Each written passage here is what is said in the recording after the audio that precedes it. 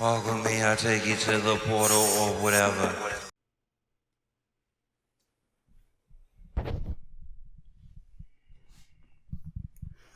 So I think I'm done watching sports. I'm gonna be honest. You know what? Better yet. Give me 1 second, right?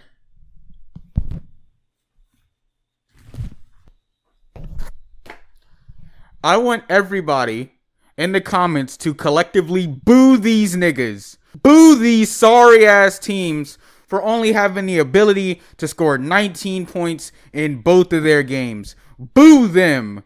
Boo them. Fucking trash.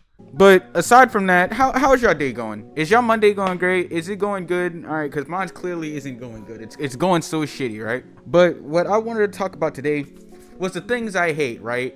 And of course, the one thing I do hate is the number 19 now. You know, I got Vietnam flashbacks now, Philadelphia. But what I also want to talk about is the shit that I hate on albums, right? The shit that really grinds my gears. Like, for example, why do albums have to be so unnecessarily long? Because they tend to be filled out with so many bullshit ass tracks, you know? That's what I want to talk about today. You know, because I need to take my mind off the stress, man. I feel like watching both of those games last night aged me like 50 years and then made me want to jump off a bridge. To start off, right, we got to talk about long albums with a bunch of tracks that are just pure filler. I'm looking at you, Uzi. Uzi's like a prime example of this shit, right? Because if you listen to the Pink Tape, if you even still listen to that album, does anybody still go back to the Pink Tape? No, you don't. Uzi, right, dropped the Pink Tape, and it was filled with like, what, 25 plus songs? And when I was just sitting there looking at it, you know, the whole time I was just thinking, who the fuck is gonna want to listen to 25 plus Uzi songs off of an album? Seriously, right? How much songs can you put in an album with all of them actually being good, or with at least most of them even being good, or at least with even half of them being good in some cases, you know? I feel like a perfect album format, in my opinion, would be around 12 to 15 songs at around 45 minutes to maybe an hour if you're feeling creative, right? But like, when I see certain artists, they just like, yeah, we're putting 30 songs on an album, we're putting 25 songs on an album, 28 songs, 35 songs even, you know, looking at you, Chris Brown, you've put a large number of songs on your albums. The only thing I can really think of is just who the fuck has all the time to listen to all of these tracks?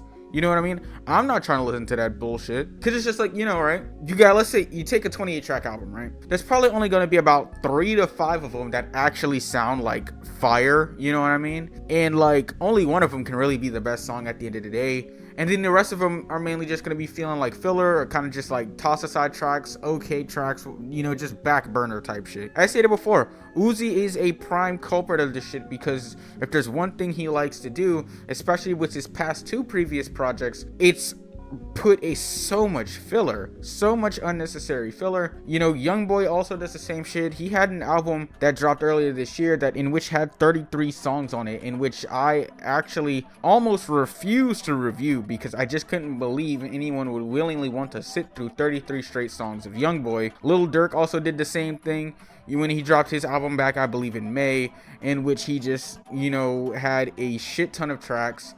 And it bloated the hell out of his album because 90% of the tracks were mediocre as fuck, and there was only about 2 tracks in there that actually sounded somewhat, you know, listenable. But I don't know, I don't even go back on the album anymore just because of how annoyed I am by the filler itself. I get it, right?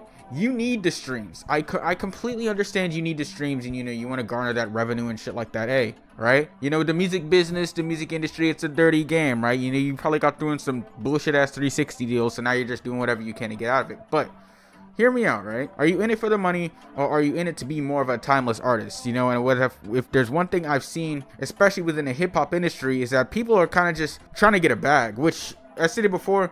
There's nothing wrong with that, but it's like it's allowed people to get too comfortable with bullshittery, and in that same sense, they've created a large level of mediocrity. You know, that's why hip hop this year seems so mid-grade, because people are just so comfortable in the game with putting out mediocrity within their albums and so much bullshittery within their albums because they're just trying to get a quick bag, or they're just trying to just slide out of their bullshit ass deals that they got into in the first place. You know what I mean?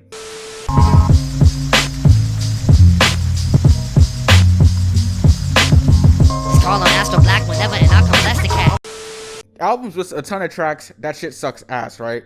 What else? You know what else I feel like kind of sucks to me? An album with a lot of features on it. Now you're probably thinking, oh, well, what's wrong with a couple features, man? You know, it can help, you know, diversify the artist, you know, see how that range goes. There's nothing wrong with that, right? That's cool. But I feel like, and I seen this happen a couple times at the albums that I reviewed. A prime example, right? Take Saba's album, Few Good Things, right? If there was one issue I had with that album was the fact that it just had a lot of fucking features, man. I get it, right? You know, you got your homeboys, you want to put them on the album and shit, right? These things happen, right? But you don't need like 15 features, dog. You don't need 20 features. Your album does not need to be only 1-2 tracks of just yourself. How the fuck was I supposed to know that you're actually capable of making a more cohesive album individually if all you're doing is just hopping in the studio with your boys? What the fuck? The thing is, like, it makes it even worse because it's just like, what if the features are ass? What if like most of the features suck ass? So now you just look dumb. The feature artist looks dumb. This album looks stupid as shit. And now it's just, you know what I mean? You just sitting, you just there with the homeboys looking like a bunch of ass. Stop putting so many features on your album. I feel like, I said it before, 12 to 15 songs, 45 minutes to an hour if you're feeling fancy. Alright, and if we're going to add some features in there, you can put maybe at least like 3 features. 3-4 features at most. Anything more than that, and you're pushing it. Alright, I need to be able to really hear what you're capable of individually because, you know, it is your fucking album, right? You know, I feel like I should be able to hear more of you than just a bunch of other niggas in the stew, but I digress, right? Another thing I also don't like in albums is like, it's usually tends to be the skits. I'm not a big skit man. I feel, fuck, that doesn't sound right when I just said that, but I'm not a big fan of skits. I feel like a lot of them are kind of meaningless, kind of pointless. They're, you know, it's just a lot of yapping. Give me the music, you know, like, even when, what is it? Ready to Die by, you know, Notorious B.I.G. He also had a couple of skits in there that was just so unnecessary. Or even, you know, you got, that Dr. Dre album, what is it? The Chronic or whatever the fuck, man? That shit had like a lot of skits in it that was just super unnecessary. NWA, a lot of skits that were just unnecessary as hell. I don't need to hear all this yapping and all this wannabe voice acting bullshittery, man. I don't care. It's not immersing me. It's annoying me. Like, if somebody could tell me an album with good skits on it, I might just lick your balls. I don't know. I just can't mentally handle skits. I don't want to hear just a bunch of dudes yapping and shit, bro. Give me the beats. Give me the bars. Give me the singing. Give me whatever the hell. But I don't give a rat's ass about all the extra exposition, bro. If you want to tell a story, you can just do it with the music, bro. But I'm not trying to hear niggas talk right now, you know? Another thing that kind of bothers me about albums, and it's more is kind of just a reflection also on, you know, the music community and their reception towards that album. It's the fact of how artists always say some bullshit like, oh, it's gonna be me, you're trying something different, it's the real me, or da da da da da da da da.